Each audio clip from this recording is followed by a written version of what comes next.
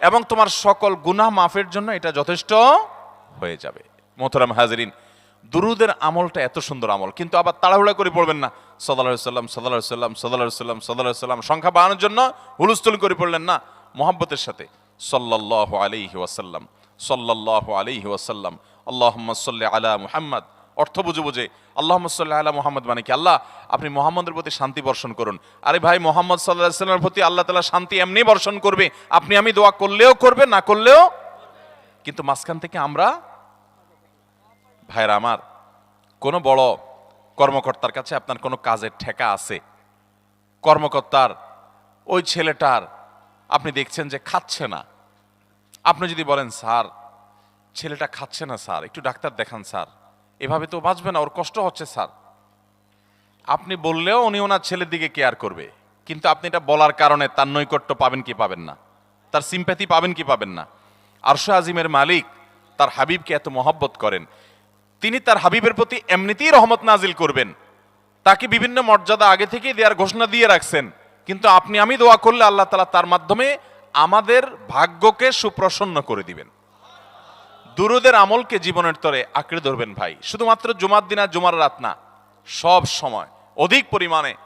এরাবিয়ানদের মধ্যে আমলটা খুব বেশি আছে, তাদের দেখবেন তারা দুইটা আমল, মুখে দুইটা আমল, ভালো মন্দ তাদের মধ্যেও আছে, কিন্তু এই দুইটা আমল তাদের মধ্যে খুব ভালো। বেশিরভাগ মানুষই দেখা যায় অবসর সময়ে আস্তাগফিরুল্লাহ ইস্তিগফার করছে অথবা দুরুদের আমল করছে। আমাদের অবসর সব সময়গুলো নিয়ে গেছে মোবাইল ফোন।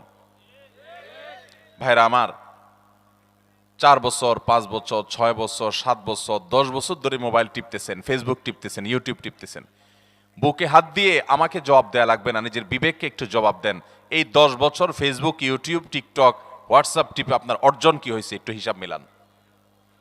এই যে স্ক্রল করতেছেন আঙ্গুল দিয়া, ঘন্টাকে ঘন্টা এই আঙ্গুল দিয়ে টানছেন টানছেন, নিচের দিকে যাচ্ছেন স্ক্রল করে ফেসবুকে, ইউটিউবে, একের পর এক, আপনার জীবনে অর্জনটা কি হয়েছে বলেন।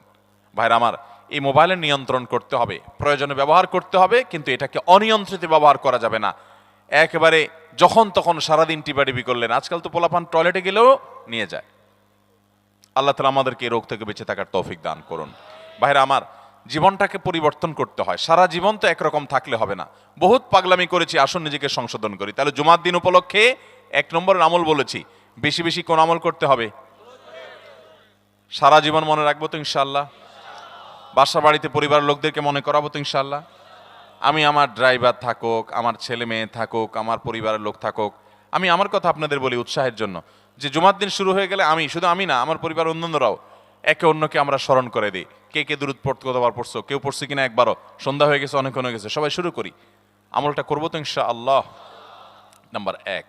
নাম্বার 2, জুমার দিন উপলক্ষে অন্য যে কোনো দিনের চাইতে জুমার দিন অর্থাৎ শুক্রবারের ফজর নামাজ পুরুষরা মসজিদে জামাতের সাথে পড়বেন, জামাতের সাথে পড়ার নিয়ত করবেন পাক্কা। কারণ অন্য যে কোনো দিনের ফজর নামাজ না, শুধুমাত্র যত নামাজ আছে, নবী করিম সাল্লাল্লাহু আলাইহি সাল্লাম বলেছেন আফদালুস সালাওয়াতে ইনদাল্লাহ, আল্লাহর কাছে দুনিয়ার সব নামাজের মধ্যে, 5 ওয়াক্ত সাধারণ নামাজগুলোর মধ্যে সবচাইতে উত্তম নামাজ হলো সলাতুল ফজরে মাআল জামাআতে ইয়াউমাল জুমআ, জুমার দিন ফজরের নামাজ জামাতের সাথে আদায় করা হলো যত নামাজ আছে এর মধ্যে সবচেয়ে শ্রেষ্ঠ নামাজ। তাহলে জুমার দিনে এই বিষয়টা বিশেষভাবে খেয়াল রাখবো। জুমার দিন ফজর নামাজটা পুরুষরা কোথায় পড়বো, এবং সেটা বৃহস্পতিবার থেকে পরিকল্পনা শুরু করবো যে কালকের ফজর নামাজ যাতে কোনো অবস্থাতে আমার মিস না হয়। আমাদের আখিরাতের ব্যবসা এটা ভাই, আখিরাতের কারেন্সি সংগ্রহ করা। যত খুঁটে খুঁটে ভালো ভালো আমলগুলো করবেন, আপনার আমল নামাতে আমল সওয়াব জমা হতে থাকবে। চেষ্টা করবো তো ইনশাআল্লাহ। আমাদেরকে শয়তান অন্যদিন ফজরের নামাজ পড়ার সুযোগ হলেও শয়তান এমন ভাবে আমাদেরকে ধোঁকা দেয়, শুক্রবারে ফজরটা পড়াটা সবচেয়ে বেশি কঠিন হয়ে যায়। কেন জানেন? কারণ ইবলিস তো জানে, হাদিস আপনি জানেন না, হয়তো অনেকে হয়তো আজকে শুনছেন, আপনি আমি কোনো হাদিস না জানতে পারি, ইবলিস ঠিকই জানে যে ফজর নামাজ এই দিন যদিও জামাতের সাথে ফজর পড়ে ফেলায়, তাহলে তোর আখিরাতের ব্যবসা অনেক দূর আগে যাবে। ওর সাথে তো আমাদের বাবা আদমের সাথে সেই চ্যালেঞ্জ, আদম আলাইহিস সালামকে সেজদা করতে বলা হয়েছে, সে তো করে নাই, তার সৌজন্য বা তার জন্য সেজদা নিবেদন করে নাই। আল্লাহ তাআলা সেজন্য তাকে জান্নাত থেকে বের করে দিয়েছে। তার কারণে এই ইবলিস তখনই আল্লাহর সাথে, আল্লাহর সামনেই চ্যালেঞ্জ ছুড়ে দিয়েছে আদম আলাইহিস সালামের সাথে যে লা উবিয়ান্নাহুম আজমাইন, আমি আদমের সব সন্তানগুলোকে পথহারা করে ছাড়বো, ওদেরকে জান্নাতের পথে চলতে দিব না। এই জন্য আল্লাহ তাআলার কাছে সে কিছু পাওয়ার চাইয়া নিছে। এর ভিতরে একটা হলো কিয়ামত পর্যন্ত হায়াত পাবে, আরেকটা হলো আমাদের রগের সাথে সে মিশতে পারে, রক্ত প্রবাহের সাথে মিশতে পারে, শরীরের মধ্যে প্রভাব সৃষ্টি করতে পারে, আমাদেরকে দুর্বল করতে পারে, মন্দ দিকে টানতে পারে, ভালো কাজ যেন না হয় মনে মনে কুমন্ত্রণা সৃষ্টি করতে পারে। এই পাওয়ার সে নিয়ে এসেছে। এজন্য তার সাথে আমাদের চ্যালেঞ্জ। সে হাদিস জানে যে জুমার দিন ফজর পড়লে আমাদের অনেক লাভ হয়ে যাবে। এই জন্য সে বৃহস্পতিবার রাতে, অন্য দিন যদি আপনি 10টা 11টা বা 11:30টায় ঘুমান, 12টায় ঘুমান, জুমার দিন অর্থাৎ বৃহস্পতিবার দিবাগত রাতে আইসা ইবলিস বলে, আরে পাগল হইছস, কালকে হলো শুক্রবার, দোকানদারি নাই, ব্যবসা নাই, চাকরি নাই, মহিলাদেরকে বলে কালকে পোলাপানের স্কুল নাই, মাদ্রাসা নাই, আজকে একটু টক শো, মিষ্টি শো, নাটক, সিনেমা, ইউটিউব, ফেসবুক, ওয়াজই শুন অন্তত। শয়তান কি বলে, ঠিক আছে তো যদি এত ফিল্ম দেখতে মনে না চায়, তো যদি মুসলমান হস, নেককার হস, তো ঠিক আছে অমুক হুজুরের ওয়াজ শুন। এই হুজুরের ওয়াজ শোনাত লাগাই দিয়ে রাতে 1টা 2টা পর্যন্ত পার করে দিল। এরপরে ফজর নামাজ ওর জামাতের সাথে মিস, শেষ। ভাইরা আমার, প্রত্যেক বৃহস্পতিবার আসলে সন্ধ্যার সময় প্রতিজ্ঞা করব, সপ্তাহের অন্য দিন যদি আমার ত্রুটি বিচ্যুতি হয়ও আমি সেটাকে কারেকশন করার চেষ্টা করব, কিন্তু শুক্রবার ফজরটা পুরুষ হিসাবে আমি জামাতের সাথে পড়বই পড়বো। তার জন্য রাতে আগে আগে শোবো, ডাবল ট্রিপল অ্যালার্ম দিয়ে শোবো, অন্য নামাজি বন্ধুকে বলবো ফোন দিয়ে ডেকে দিবি, একে অন্যের সহযোগিতা করব, কিন্তু ফজরের নামাজ জুমার দিন ছাড়বো না ইনশাআল্লাহ। ঠিক আছে তো? কয়টা আমল হলো? 2টা। মনে রাখবেন তো ইনশাআল্লাহ? আগামী বছর তো আমার মাহফিল আমি আর করব না, কিন্তু আগামী বছর যে মাহফিল করবেন সে আলোচককে আমি রিকোয়েস্ট করবো ইনশাআল্লাহ, আয়োজকরা এটার সবক জননায় আগামী বছর দিতে পারবেন তো ইনশাআল্লাহ? আমল যদি করেন তাহলে সবক ঠিকই দিতে পারবেন। ওই যে ভাই সবগুলো শুনে দিছে, কারণ আমল করেন। আচ্ছা, 3 নম্বর আমল হলো সূরা কাহাফ পড়বো। কোন সূরা পড়বো? সূরা কাহাফ। যারা কোরআন পড়তে পারেন না তারা শুনবেন, আর যারা পড়তে পারেন তারা নিজে পড়বেন। সূরা কাহাফ যদি জুমার দিন কেউ পড়ে, নবী করিম সাল্লাল্লাহু আলাইহি সাল্লাম বলেছেন এই সূরাটা তার জন্য নূর হবে, নূর, আলো আল্লাহর তরফ থেকে। কিয়ামতের ময়দানে ভয়াবহ গুটগুটে অন্ধকার হবে। কিয়ামতের একটা ভয়াবহ শাস্তি হলো অন্ধকারের শাস্তি। ভাইরা আমার, অন্ধকারের শাস্তি মানে এমন ভয়াবহ অন্ধকার হবে যে দুনিয়ার অন্ধকারের সাথে কোনো তুলনাযোগ্য নয়। সেই ভয়াবহ অন্ধকারে কিছু আমল আছে যে আমলগুলো মানুষের ওই অন্ধকারের মধ্যে আলোর কাজ দিবে। এর মধ্যে একটা হলো অজুর অঙ্গগুলো যদি কেউ ভালো করে অজু করে, সুন্দর করে ডলে ডলে যেন শুকনা না থাকে, উত্তম রূপে যদি অজু করে, কেউ পানি অপচয় না করে, পানি অল্প নেয় কিন্তু ডলে বেশি, সুন্দর করে যদি কেউ অজু করে, এই অজুর অঙ্গগুলো কিয়ামতের ময়দানে উজ্জ্বল হয়ে জলজল করে জ্বলতে থাকে এবং তার জন্য আলোর কাজ দেয়। সবাই যখন অন্ধকারের আযাবের মধ্যে নিমজ্জিত থাকে, হাহুতাশ করে, তখন এই ব্যক্তির এই আমলটা তার আলো ভূমিকা আসে। আর আরেকটা হলো এই সূরা কাহাফ।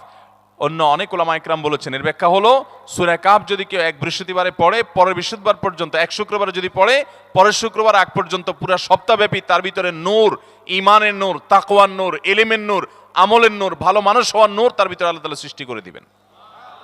এই জন্য জুমার দিন সূরা কাহাফ পড়বো তো ইনশাআল্লাহ।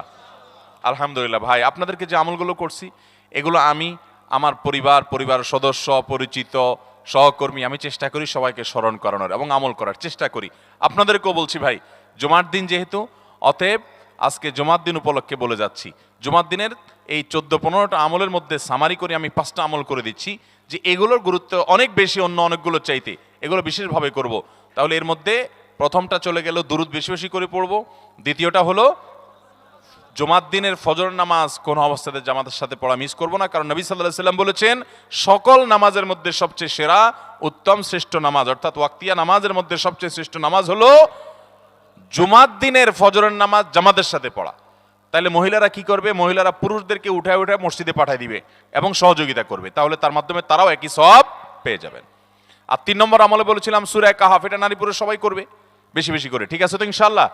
আমরা অনেক ভাই আছি সপ্তাহের 6 দিন আমাদের কোরআন পড়ার সুযোগ হয় না, তো অন্তত জুমার দিন সূরা কাহাফটা যদি আপনি বাধ্যতামূলক করেন, আলহামদুলিল্লাহ, এটা অনেক বড় সূরা, পড়তে আপনার 20-25 মিনিট 30 মিনিট সময় পর্যন্ত লেগে যাবে। আপনি আধা ঘন্টা সময় ধরে যদি আস্তে আস্তে সুন্দর করে পড়েন, তো সপ্তাহে একবার অন্তত কোরআনের সাথে আপনি সময় দিলেন।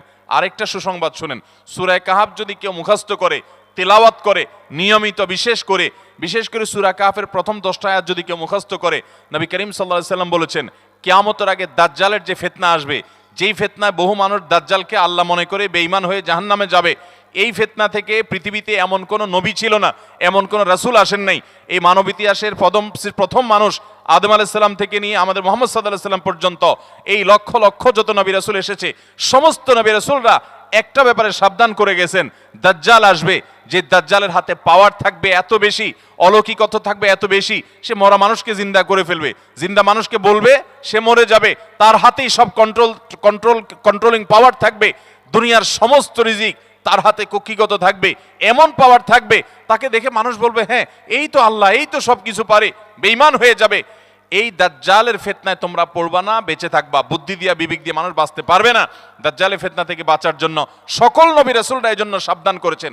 আমাদের নবী সাল্লাল্লাহু আলাইহি সাল্লাম নামাজের শেষ বৈঠকে দোয়া মাসুরের জায়গায় একটা দোয়া পড়তেন, আল্লাহুম্মা ইন্নী আউযু বিকা মিন আযাবিন নার ওয়া আযাবিল কবর ওয়া আউযু বিকা মিন ফিতনাতিল মাহইয়া ওয়াল মামাত ওয়া আউযু বিকা মিন শাররি ফিতনাতিল মাসীহিদ দাজ্জাল। আল্লাহ আপনার কাছে দাজ্জালের ফিতনা থেকে পানা চাই। 1450 বছর হয়ে গেছে, এখনো দাজ্জালের আবির্ভাব হয় নাই, হবে কিয়ামতের আগে। কখন হবে আল্লাহ ভালো জানেন। কিন্তু নবী সাল্লাল্লাহু আলাইহি সাল্লাম বলেছেন সূরা কাহাফের প্রথম 10 আয়াত যদি কেউ মুখস্থ করে, তো এই ব্যক্তিকে আল্লাহ রাব্বুল আলামিন এবং যদি তেলাওয়াত করে, এই ব্যক্তিকে আমলের মাধ্যমে দাজ্জালের ফিতনা থেকে আল্লাহ বাঁচিয়ে রাখবেন। দাজ্জাল তো অনেক পরের কথা, কোথাকার কোন আল্লাহর প্রতি অবিশ্বাসী মুশরিক বা কাফের খেলোয়াড় একটু পায়ের ভেলকি দেখায়, লক্ষ লক্ষ কোটি কোটি মানুষ হুমড়ি খেয়ে তার ভক্ত হয়ে ইমানি চেতনা, আমলি চেতনা, তাকওয়া, তাহারাত সব খুঁয়ে বসে থাকে। আর সেখানে দাজ্জালের মতো এরকম মিরাকল, সব মিরাকল তার হাতে থাকবে। এরকম পরিস্থিতি যখন আসবে তখন মানুষ কি করবে? এখন এই যে তথ্য প্রযুক্তির উন্নতির এই সময়ে কত মুসলমানের সন্তান বেঈমান হয়ে যাচ্ছে, বিজ্ঞানরেই তারা আল্লাহ বানায় বসে থাকতেছে, আছে না নাই? ধারণামূলক বিষয়কে তারা চূড়ান্ত বিষয় বানিয়ে বসে আছে, বেঈমান হয়ে যাচ্ছে। এবং টাকার যে কারিশমা, টাকা দিলে সব হয়ে যায়, টাকা নাই তো কিছুই হয় না।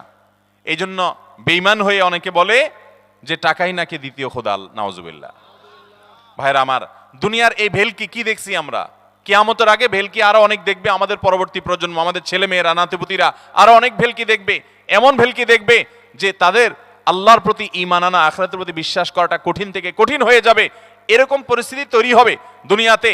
তথ্য প্রযুক্তির উন্নতির নাম দিয়ে, এটার নাম দিয়ে, সেটার নাম দিয়ে মানুষের জীবনযাত্রা সহজ হবে, কিন্তু এর মাধ্যমে মানুষের ঈমান দুর্বল হওয়ার অনেক সম্ভাবনা, শঙ্কা তৈরি হবে এবং শয়তান সেগুলো সৃষ্টি করবে। এই আশঙ্কা থেকে বাঁচার জন্য সূরা কাহাফটা হলো মহৌষধের মতো। অতএব জুমার দিন প্রত্যেক শুক্রবারে সূরা কাহাফ পড়বো তো ইনশাআল্লাহ। মায়েরা, বোনেরা, আমরা ভাইয়েরা যারা আছি, বাবারা যারা আছি, আল্লাহর ওয়াস্তে জীবনের তরে নিয়ত করে নেন আজকের মাহফিল থেকে, জীবনে কখনো বৃহস্পতিবার সন্ধ্যা থেকে শুক্রবার সন্ধ্যার আগ পর্যন্ত আমার হাজার ব্যস্ততা থাকুক, সূরা কাহাফটা পড়া ছাড়া আমি কোনো কাজ করব না ইনশাআল্লাহ। আমি আল্লাহর অনেক বান্দাকে ব্যক্তিগতভাবে জানি, আমি নিজেও এতটা গুরুত্ব দিয়ে করতে পারি না। অনেক বড় সরকারি কর্মকর্তা, অনেক বড় পদের নাম আমি বলবো না, আমাকে গরিবের পর ব্যক্তিগতভাবে আমি জানি উনি খুব সৎ মানুষ। সব মানুষ একরকম হয় না, সৎ মানুষ। উনি বললেন ভাই মাগরিবের পরে আমার ফ্যামিলির সব বাচ্চা কাচ্চা সবাইকে আমি বলি, আমি ব্যস্ত থাকলেও বলি যে মাগরিবের পরে আগে সবাই সূরা কাহাফটা পড়ে ফেলো, এরপর অন্য সব আমল। আমরাও চেষ্টা করবো না ইনশাআল্লাহ। কয়টা আমল গেল? 3টা, আর 2টা আছে। 4 নম্বর আমল হলো, দুনিয়াতে যত ফজিলতপূর্ণ আমল আছে এর মধ্যে সবচেয়ে বেশি ফজিলতপূর্ণ আমল এটা। খুব সহজ আমলটা, খুব সহজ, প্রত্যেক শুক্রবার আমরা এটা করতে পারি। আমলটা হলো নবী